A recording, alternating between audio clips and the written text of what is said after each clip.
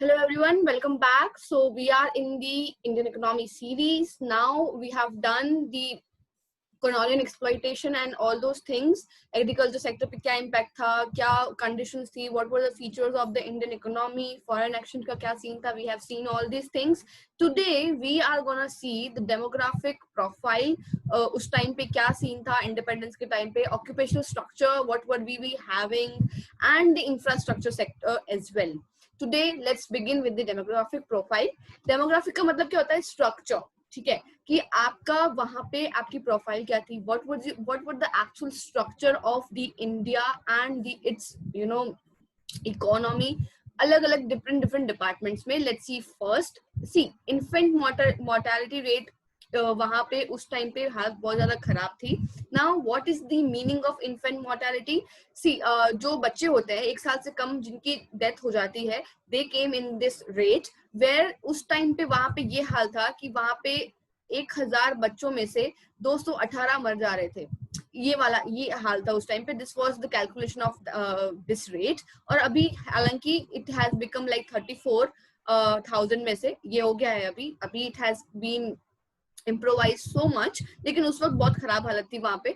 other than that, life expectancy ratio was extremely poor that time. Why? Because बहुत लोग week थे वहां पे. ना हेल्दी फूड मिल पा रहा था उनको, ना हेल्दी लाइफ थी, ना सर्वाइवल के बहुत ज्यादा चांसेस थे. तो that was like 34 average age थी. अभी इट हैज बिकम लाइक 68. ठीक है, तो अभी का अच्छी खासी हो गई है. Other than that, birth ratio और डेथ रेशियो दोनों ही बहुत हाई थे. सी, डेथ रेशियो का मतलब ये होता है कि आप किसी पे डिपेंडेंट हैं. सपोज आपके घर में 5 लोग हैं और 5 लोगों में से जो आपके फादर हैं या ग्रैंड पेरेंट है, आप उन पे डिपेंडेंट हैं. ठीक है, तो अभी डेथ रेशियो इतना बढ़ गया था क्योंकि हमारी लाइफ एक्सपेक्टेंसी रेशियो भी बहुत कम था. तो लोग बहुत जल्दी जल्दी मर जा रहे थे. तो हम दूसरे लोगों पे डिपेंडेंट हो जा रहे थे. हमारी पॉवर्टी बढ़ी जा रही थी. वाई? बिकॉज जिन पे हम डिपेंडेंट है उनकी तो डेथ हो गई है. अभी हमें अपना कुछ गुजारा करने के लिए कुछ दूसरा चीज ढूंढना पड़ेगा. That leads to poverty.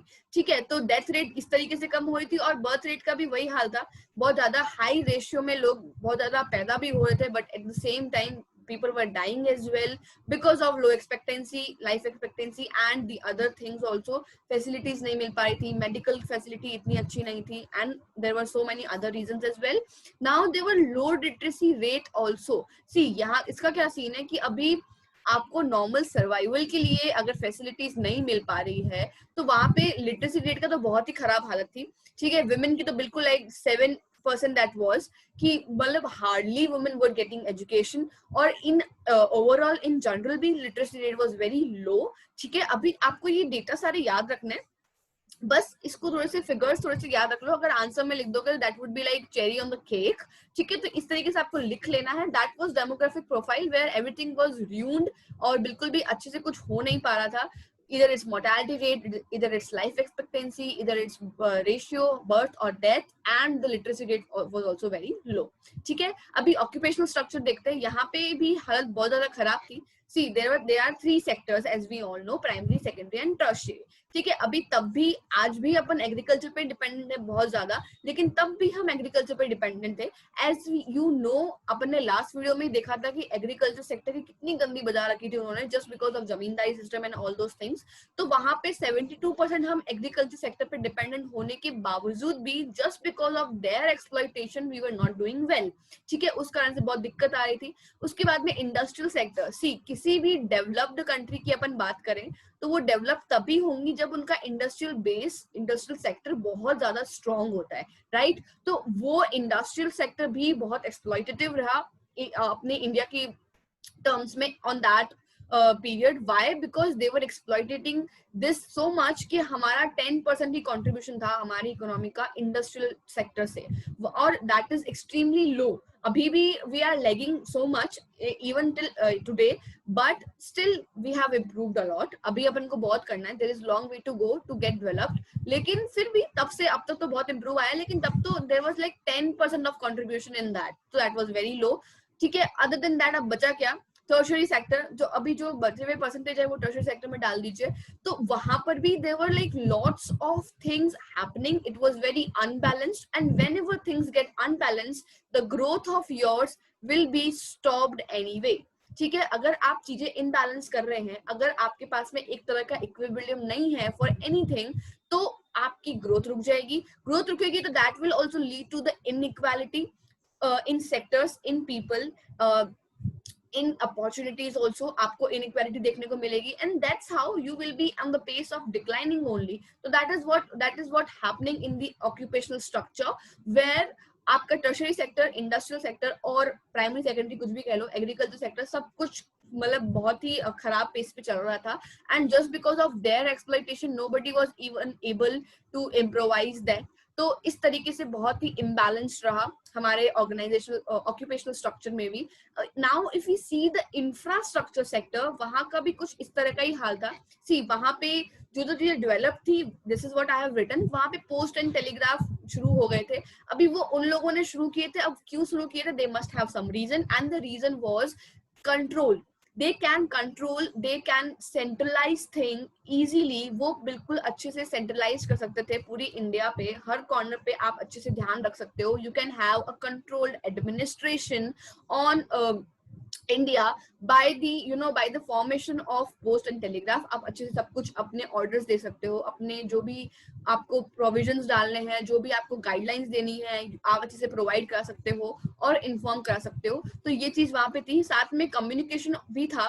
ठीक है, कम्युनिकेशन का भी यही सीन था वहां पे कि वो लोग कम्युनिकेशन उन्होंने शुरू करवा दिया था अच्छे से, just because to make sure कि उनकी इंफॉर्मेशन जो है, उनका जो पावर है वो लोगों तक अच्छे से पहुंच सके. ठीक है, other than that they have started railways, as I said in the last video also. अभी रेलवेज का भी सेम सिस्टम यही था कि उनको बस ब्रिटेन से इंडिया में एक्सपोर्ट करवाना होता था. That's why they started railway. अपने ही बेनिफिट के लिए दे हैव स्टार्टेड. उनका खुद का कोई ऐसा मोटो नहीं था कि हम डेवलपमेंट करेंगे इंडिया का.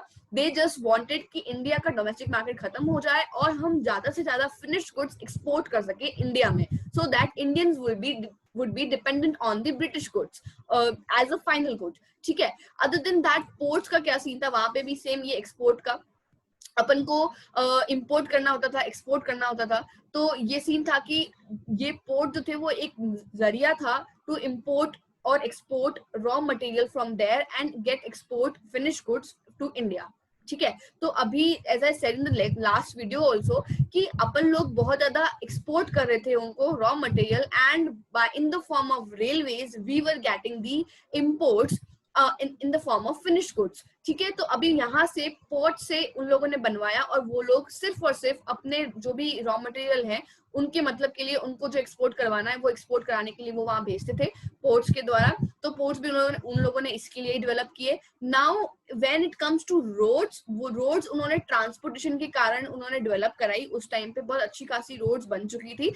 वाई? क्योंकि as we all know India के बहुत डिफरेंट पार्ट्स में रॉ मटेरियल्स प्रोवाइड हो पा रहे थे उन लोगों को. अभी ऐसा तो है नहीं तो कि एक ही जगह पे मिल जाएगा. तो व्हाट दे डिड डू कि उन्होंने रोड्स बनवाई सो दैट ट्रांसपोर्टेशन से रोड्स के द्वारा, रोड्स के through they can just get the raw material in the ports and they can send to other country to get the finish good.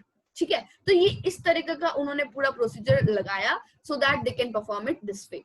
ठीक है, तो जो भी उन्होंने डेवलपमेंट किया है, इंफ्रास्ट्रक्चर डेवलपमेंट हो, ऑक्यूपेशनल कुछ भी हो या डेमोग्राफिक का कोई भी सीन हो, वो सब कुछ इन लोगों ने इसी कारण से किया कि हमारा बेनिफिट हो सके, हम अच्छे से अच्छी तरीके से यहाँ पे डोमिनेंस जता सके अपना toward every Indian, toward the market and toward everything else. Right, so this was a chapter. There is one topic remaining, the benefits. I'm gonna deal in the next video. Other than that, the whole chapter has been completed. If you have any doubt, write me in the comment section. I'll clear that. If you need any specific videos, write me on the comment section. I'll provide you that as well. I think enough for today. I'll see you in the next video, and we are continuing Indian economy classes, macroeconomic classes, business studies also. So if you need any other subject also, let me know. Any other chapter, let me know. All right, so I'll see you in the next video. Till then, be very consistent, guys. Do like, subscribe and share as well. I'll see you in the next video. Thank you.